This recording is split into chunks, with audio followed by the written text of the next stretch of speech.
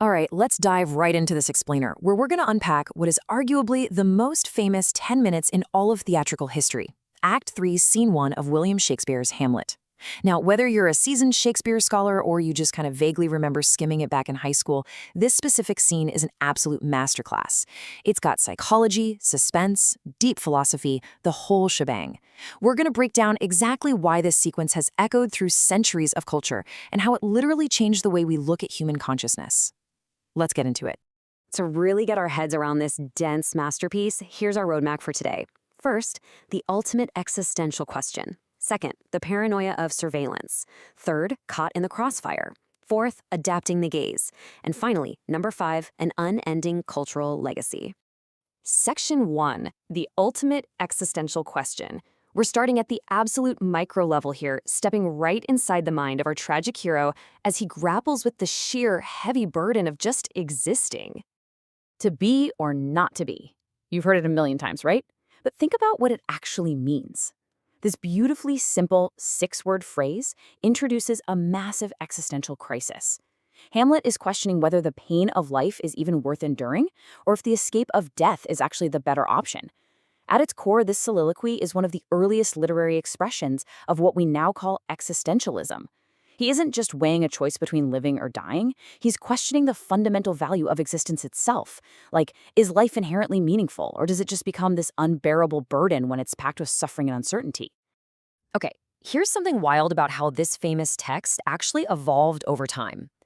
If we look back at the clunky 1603 version, which scholars lovingly call the bad quarto, the line was written as, "To be or not to be, there's the point."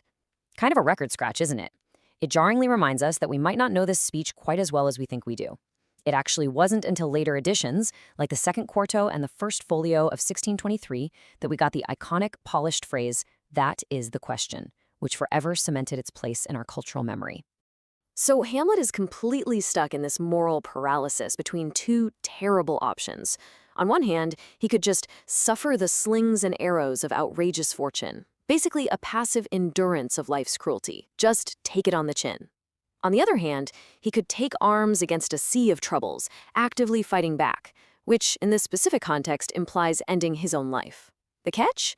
Both options bring profound, terrifying uncertainty. Enduring means prolonged pain, but taking action means facing what he calls the undiscovered country of death.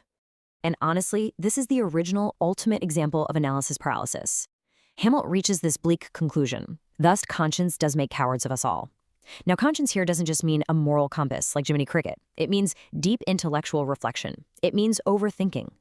Hamlet's brilliant awareness and philosophical doubt lead directly to cowardice and inaction. His own mind is his greatest enemy, sicklied over with the pale cast of thought. Think about it. How many times have we overanalyzed a situation until the window for action completely slams shut? That is the deeply relatable human condition Shakespeare is tapping into. Section 2. The Paranoia of Surveillance. Just as we get comfortable in this deep philosophical headspace, it's time to zoom out, look at the edges of the room, and completely shift our perspective. We almost always assume a soliloquy is a private moment, right? Like a character speaking their unfiltered truth directly to the audience. But what if Hamlet isn't actually alone?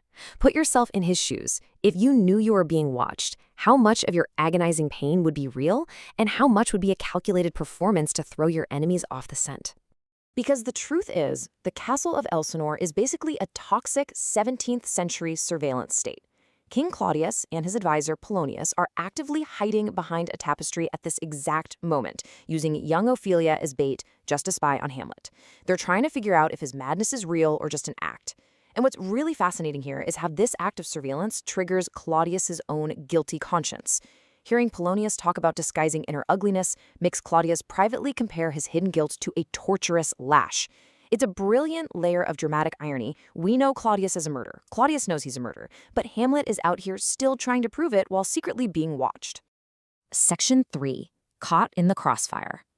Let's move on and look at how this paranoid surveillance state creates some truly tragic collateral damage, particularly for the women in the play.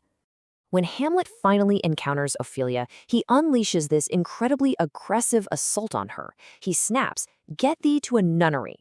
Now, to an Elizabethan audience, this was a brutal double entendre. Yes, a nunnery meant a convent, a place of pure chastity, but it was also widely known street slang for a brothel. So he is cruelly insulting her purity and then totally dehumanizes her by calling her a mere breeder of sinners, basically reducing her to the level of livestock.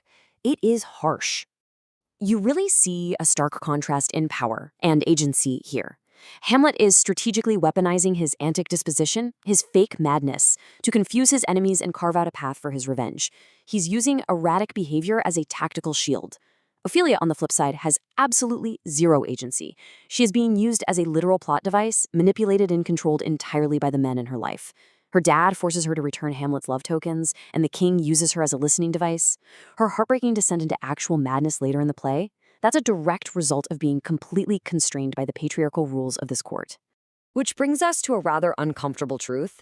Hamlet's harsh treatment of Ophelia and his profound, visceral disgust toward his mother, Gertrude, for quickly remarrying Claudius reflect a deeply ingrained systemic misogyny within the text.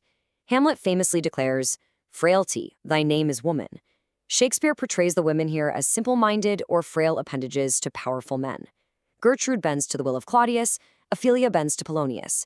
And it's exactly this lack of independence that ultimately seals their tragic fates, giving us a very dark reflection of the gender politics of the era. Section 4. Adapting the gaze.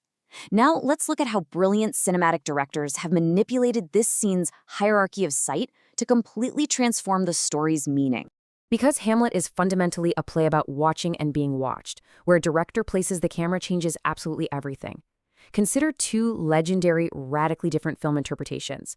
Laurence Olivier's classic 1948 film presents Hamlet as this ineffectual gazer, paralyzed, staring out over the ocean, entirely looking inward. But then, in stark contrast, you have Kenneth Branagh's 1996 epic, which presents a much more empowered, dangerous prince, a clairvoyant executor, who confidently weaponizes his gaze right back against his spies. The way these directors use physical space is just genius. Olivier actually goes so far as to change the order of the play.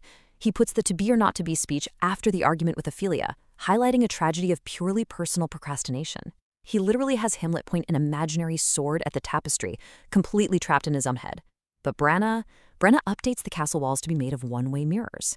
It creates this incredible double structure of sight.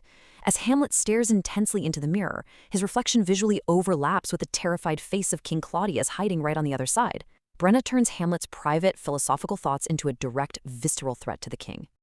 And finally, Section 5, an unending cultural legacy.